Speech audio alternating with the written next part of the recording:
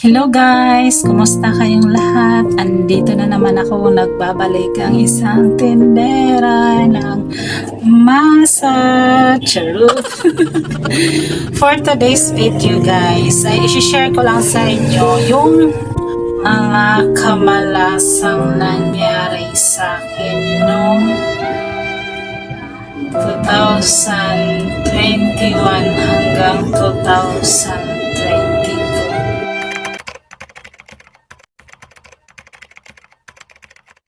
초콜릿은 달콤해 달콤해 달콤해 Single Moms Vlog. 오렌지는 상큼해 상큼해 상큼해. Sa mga hindi pa nakakilala sa akin, ako nga pala si Leia Vlog Official Channel. Pa-support na lang ng aking channel guys. Ako pala ay isang single mom at isang sari-sari store owner.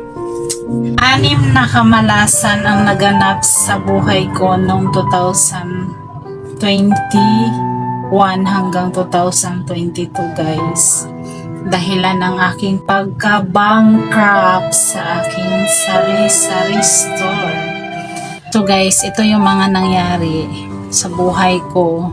Ako tinantanan ng kamalasan at sunod-sunod talaga na parang minsan parang gusto mo nang sumuko talaga sa buhay. At ito na guys, yung mga hindi magandang kaganapan na nangyari sa buhay ko.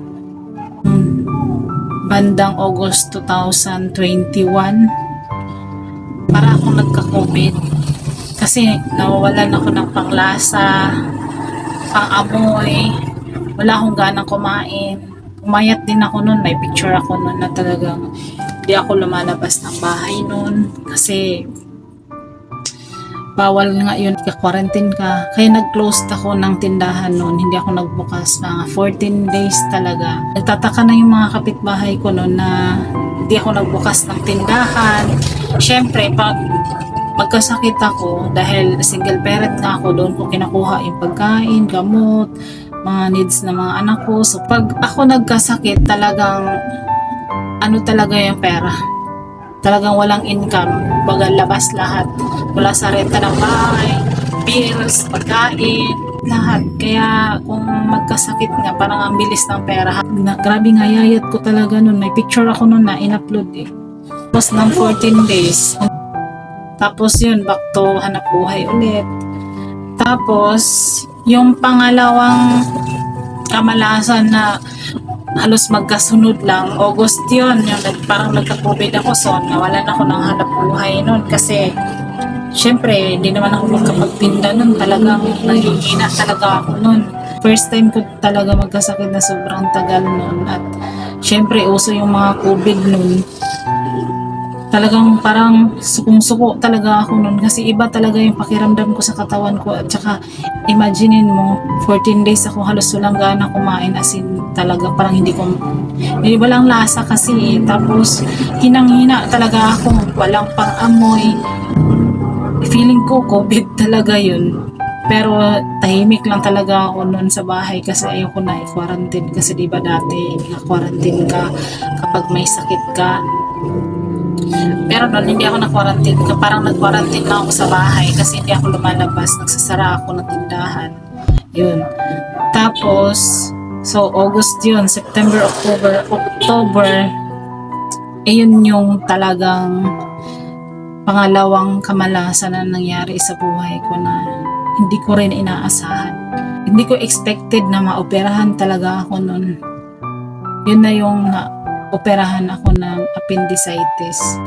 2 araw siyang sumakit yung tiyan ko na grabe, iyak ko talaga. Alam mo yung kung dati nagli-labor ka, yung nagli-labor ka, manganganak ka, hindi umiiyak ng walang luha, iyak-iyakan ka lang. Pero nung time na nag-appendix ako, talagang lahat ng sulok ng bahay talagang grabe, di mo ma-explain talaga yung sakit na nararamdaman ko nung time na yun. Kasi akala ko parang nag-diarrhea lang ako, kaya pabalik-balik ako sa CR, tapos parang makahangin lang.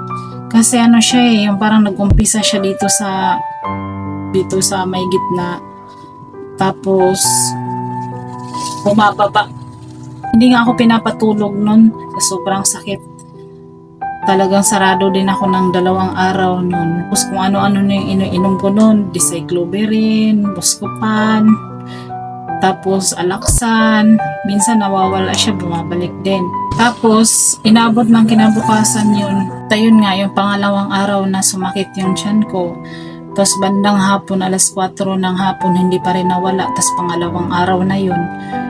2 araw na akong hindi nagbukas ng tindahan. Tapos 2 araw na akong parang mamamatay sa loob ng bahay. Sa sobra talagang sakit ng tiyan ko na hindi ko ma-explain na umiiyak na talaga ako ng bonggang-bongga na wala nang solusyon yung sakit ng tiyan ko talaga, parang wala nang solusyon. Kahit anong haplas ko, kahit anong ilalagay ko sa tiyan, anong iniinom ko, talagang wala effect. Talagang sobrang sakit na hindi mo ma-explain. Tapos bandang alas 4 ng hapon nung nag-message na ako sa kapatid ko, sinabi ko na sobrang sakit ng tiyan ko, pag hindi nawala to mamamatay talaga ako. Yun ang message ko sa kanya. Sakto naman, day off niya. Parang naging savior ko talaga siya nung time na yun. Kasi ayun nga, na-check up ako online, pero syempre yung online, hindi talaga yun yung parang lang siya, i-refer ka talaga sa ospital niyan. So, nung may doktor na nakausap sa online, sinabi niya na appendix nga, kailangan pumunta na agad sa ospital. Tapos na yung opera, talagang sobrang sakit ng tiyan ko. Parang pa rin, parang alam mo yung parang umihilap pa rin ang bonggang-bongga kahit tapos na yung opera. Wala akong alam na pumutok na pala yung appendix ko. So, delikado na pala. Kaya nagtataka ako. Tinanong ko yung dok, ba't sobrang sakit pa rin ng tiyan ko, humihilap pa rin, katulad nung nilipahan. Katulad pa rin siya nung sumakit na humihilap pa rin. Kaya ang sabi ng doktor na, kasi ma'am, alam nyo ba nangyari sa inyo, pumutok na yung appendix mo. Talagang mamamatay na pala talaga ako yung time na yun. Talagang swerte ko lang kasi hindi pa siya kumalat sa katawan ko na kaya pang nalinis ng mga doktor yung pumutok na yung appendix ko. Hindi pa siya kumalat sa katawan ko kaya naagapan pa. Kasi kung kumalat na yun, nalason ako, wala na. Talagang tapos na yung buhay ko. Kasi 2 kami doon na naoperahan ng appendix, yung nauna sa akin. Pero nag-trigger lang sa kanya, hindi pumutok. Ang bilis niya naka-recover. Tapos sa akin, talagang 1 linggo akong hindi nila pinakain doon. Naka-dextrose lang ako, walang kain-kain, walang inom ng tubig. Dahil nga, pumutok na yung appendix. Grabing stress ang naganap nung nasa ospital ako. Kasi first time ko ma-ospital na walang kasama. Tapos walang mga watcher, bawal mga bisita. Kasi pandemic, COVID, pinagbawal lahat. Kaya yung stress ko, hindi ko ma-imagine na grabe, lagas lahat ng buhok ko. Umiiyak ako lagi doon sa ospital. Niisip ko, makakabangon pa kaya ako. Sobra talaga sakit. Yun yung una, nagka-COVID ako August 2021. Tapos, pangalawa, October 2021. So, magkasunod lang yung buwan. Naoperahan ako ng appendix. So, dahil hindi ako makapaghanap buhay kasi bagong opera ako, hindi pwedeng mabinat. So, nagtambay ako ng ilang months din. So, walang yung renta ng bahay, gastos, lahat, mula pagkain, mula na ospital, gamot, lahat. Ubos yung pera ko. Sa renta pa lang ng bahay at sa mga bills guys, kuryente, tubig, wifi, lahat. Pagkain ng mga anak mo, kung ako nakapagtinda no October, tapos November, wala, tapos December, yun yung pagbakasyon ko sa probinsya, December, para magpahinga. Pagaling ka, wala kang trabaho, nakahiga ka lang. Kaya ang ginawa ko, umuwi ako ng probinsya para magpagaling 1 buwan. Umuwi ako ng December at plano kong bumalik ng January 1st week. Pagkatapos mag New Year, Pasko at New Year sa probinsya. So, dahil mahaba na yung video ko guys, yung pangatlong kamalasan, parang malas na dumating sa buhay ko na nagdulot talaga sa akin ng stress, nag-trending ako dati, na sikat na sikat. Idudugtong ko na lang siya sa part 2. Panim kasi itong nakamalasan guys, sa loob ng 1 taon na talagang hindi ako tinantanan. So dahil mahaba na yung video, ilalagay ko na lang siya sa part 2. So abangan nyo na lang guys.